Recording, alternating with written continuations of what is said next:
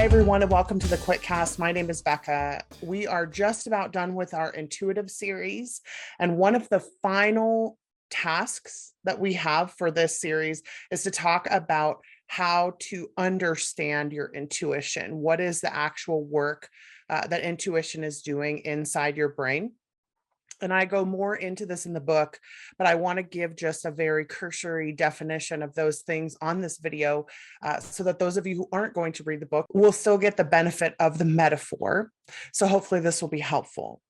When you think about how intuition works, something Susan and I said in the last video, which is very accurate, is we often have a hard time understanding what intuition is, but we can always see the effects of it, right? We can see either what happens when intuition works or the byproduct of intuition sometimes. So we're often looking at results rather than the actual process that's happening. And I wanted to break down the concept of how intuition actually works inside of your brain for just a second, for those of us who need to be able to know that this is happening so that we can trust this. And we always use a metaphor of autopilot. And because not everybody knows what autopilot is or how it works, I wanted to do a quick breakdown of the three parts of your intuition autopilot specifically for writing, because I do think it's important to know that when you're trusting something as a writer, that you want to know how it works so that you don't mess with it too much, right? So these will be the three different parts of intuition. My hope in being able to break down how intuition works is to give you a little bit of insight into the process that happens very, very quickly, just so that you can spend more time trusting your gut and then spend less time questioning yourself. And this is not just a productivity hack, right? Like this primarily intuition understanding is not primarily about productivity, but it does happen to yield some productivity benefit, which I would hope will also happen. The actual autopilot system has three different components. The first one is sensors. There are sensors that are taking in data from every single part of the plane, on the wings, in the back, interestingly, the top and the bottom of the plane potentially.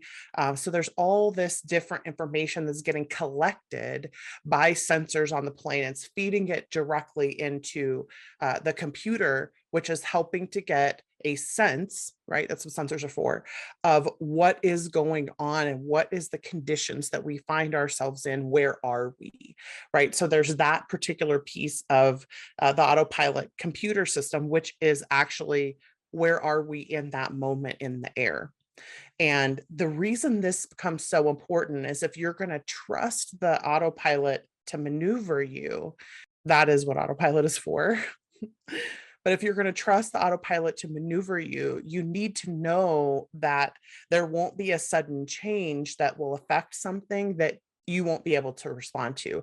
Otherwise, the pilots would just have to be constantly vigilant all the time if it wasn't for those sensors. So because the sensors exist, there is the ability to trust that if something changes, if the pressure changes, if the wind speed changes, things like that, if there's a storm coming, that the sensors will be able to pick up on that data and that the pattern read for that moment will be accurate. So the way that sensors apply as an intuitive writer is that you have an ability to take in data at supersonic speeds, especially as an intuitive writer. I mean, all humans have this capacity. And then basically your brain is always deciding what data to pay attention to and what data not to pay attention to. Because if you paid attention to all of the data that your brain took in, you would need a brain the size of like a Volkswagen in order to be able to process everything.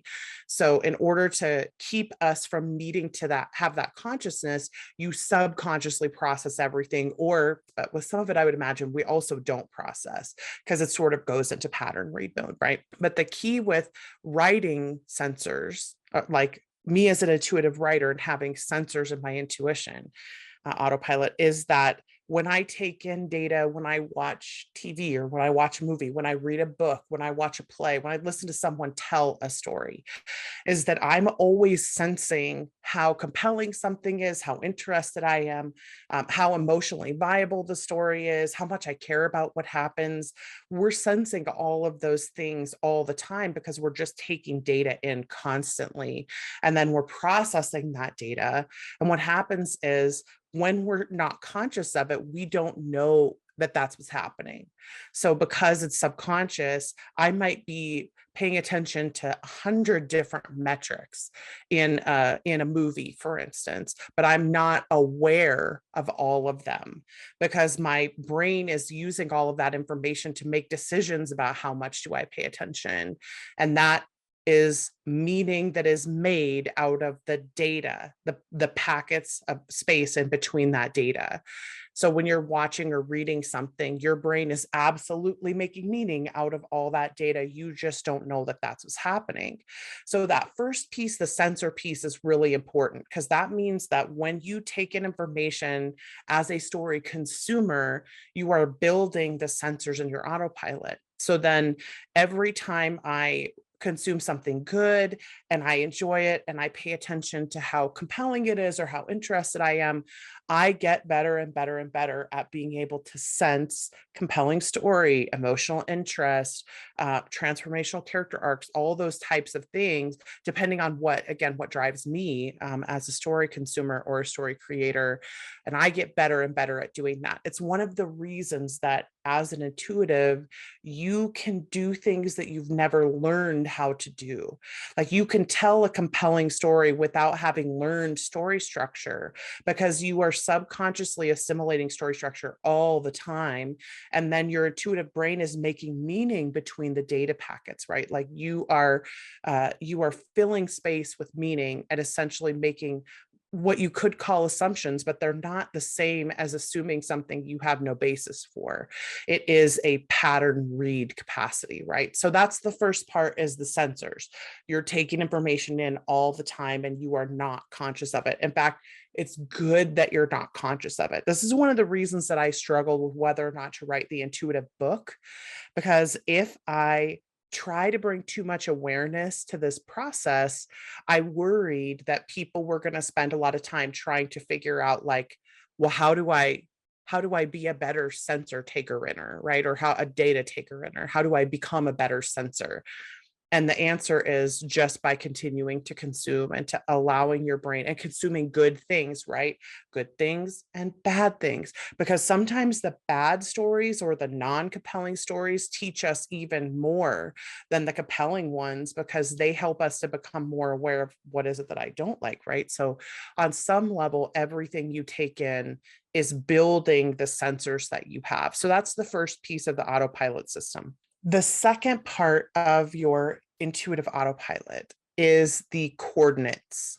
So that is like the point where you start and the point where you end. Now, I have to be cautious about what I mean by coordinates because not every writer needs to know the beginning and the end. So what I really mean about coordinates is, so you may, for instance, if you're putting a destination into Google Maps, you might do my home and then the place where I'm going, or you might say my home and then Target and then the place where I'm going, or you might have 7 coordinates. Everybody's coordinate numbers are different and everyone's coordinate needs are different. But there are certain points where there's going to be stoppage on some level, or there's going to be a change or a shift in direction on some level. When you're plotting, when you're writing, not all of those coordinates need to be explicit, but they'll all be present on some level. And then the question is, how many of those coordinates do I personally need to know, right? That's the big question, because every intuitive writer needs to know a different number of coordinates or a different type of coordinates. So your coordinates, for instance, if you're a character driven writer, your coordinates might be all about your character's personality or their backstory or their quirks or their whatever, right? Like there's something about the character that's driving the story for you. And so everything that happens in the book is all about the people that it's happening to. So if you are a character driven writer, your intuitive coordinates for your autopilot need to get filled on some level by the information that will help you steer, right? And without needing to know what you're doing. So if you're a character driven writer, that might be what you need is information about the characters. You might be a end driven writer where you need to know exactly what happens at the end and then you head in that direction. You might be a tentpole writer where you need to know different turning points throughout the story, but you don't need to know anything else. And then, of course, there are the know nothing writers. Like, I want to know absolutely nothing about what's going to happen in the book. I'm just going to have a premise and jump in. And those writers are still writing by coordinates. It's just that they need to not know any of the coordinates. So the difference in when I plug something into Google Maps and it gives me the readout of all the turns that I'm going on is that I'm not always conscious of what those turns are. Sometimes those turns are completely subconscious and I have no idea that I'm headed according to any kind of structure because I'm not intentionally doing it. But that doesn't mean the structure isn't there on some level, especially if you consume a lot of story and you like story a lot. It still is possible for you to do no planning and still have a plot inside of your novel. And that is maybe one of the most important things that we will talk about in this book is just that that is a possibility. But when you have coordinates and sensors, then you have 2/3 of the autopilot system that creates the flight path, right? That creates the guidance for the flight path. But then there's a third part, which is vigilance. It is some attention of the actual pilot needs to be present in order for the autopilot system to work the way that it should. So when you have a little bit of vigilance, like if you're a person who wants to be almost unconscious while you're writing and you just want the characters to do the work and you want them to tell the story, and then what is my job, right? What is the job of the pilot in autopilot is how much vigilance is there or how much do you need? Everybody needs different amounts of vigilance. And so there is no guide about how to do that in terms of, like, we're going to talk more about it in the book as much as we can, but there is no, you have to do it this way. I think that's maybe the most important part of this whole book is that there is no rule book for how you have to do it other than what aligns with your personality and with your capacity. So you are your own rule book on some level, which I know is a very abstract thing to say. I get that. But also the reason that I say that is because when you hear someone telling you, all good writers have to do this, or everyone needs to do this, or when I did this, I got a million times faster. There always needs to be that moment of question the premise so that I make sure I'm doing it according to my own intuition as well. Because if I am an intuitive writer, the way to have success is by honing my intuition, by making sure that all three parts of my autopilot are working the way that they should. And just a little quick primer in how to do that. And like I said, we'll talk more about it in the book, but the really quick primer is for your sensors, keep taking in data. You have to constantly be consuming story on some level. Not everyone needs to consume story in the way that I think we assume we do. Like, I don't necessarily need to go read a whole bunch of mystery novels if I'm writing a mystery novel. Sometimes that will actually mess with my autopilot during the book writing. So there are an awful lot of us who need to read nothing in our genre while we're drafting. And then in between, we can maybe read whatever we want, but it's not necessary. I am not necessarily talking about reading inside of your competition. What I do mean, though, is that if you aren't feeding sensor If you aren't feeding story data into your sensors on a regular basis on some level, then you're not going to be honing your autopilot as well as you potentially could. So that's the first part, is make sure you're feeding your sensors. For the second part, the coordinates, that's often where we get stuck in a book, is when either the coordinates are off or we feel like there's something subconsciously happening that we can't control. So we often either try to jump back in order to assert some control, or we get frustrated with the fact that we can't just continue writing. So one of the biggest things that I want us to be worried about when we're looking at what do I need to know in this story is, in our past, when we have been at our best as an intuitive writer, and it helps if it's more recent past, of course, because we do grow in our capacity. But in my past as a writer, what tends to drive my stories? What do I need to know as good coordinates for my stories? Am I a premise writer? So all I know is the premise, and then I just jump in and let the story tell itself. Am I a stakes writer? Do I need to know what's at stake for everyone so that the conflict lays out for me? There are all kinds of different ways that your coordinates could be working. So understanding what you need to know before you can jump in and write is that's the only thing you need to know about your coordinates. You literally don't need to know how anybody else's work. It doesn't matter. All you need to know is how yours work. So look at the books that you've written in the past and how they've been the best. How have you been the most successful at how you have worked through story in the past? And then what we want to do is we want to get better at that particular thing. So if I'm a character driven writer, I want to get better at being a character driven writer. If I'm a plot driven writer, I want to get better at that. If I'm a stakes driven writer, I get better at that, right? So those are the very linear places that we want to focus our capacity. And I'll talk more about this on the Patreon as well, but that's the coordinates section. When it comes to vigilance, how often do I step in? How often do I guide my own system? Because there is a continuum of, I want to be totally involved, right? I want to know everything. I need to know everything, all the way to I need to know nothing. That is an important continuum to plot yourself on, to know just where you stand. How much do I need to know?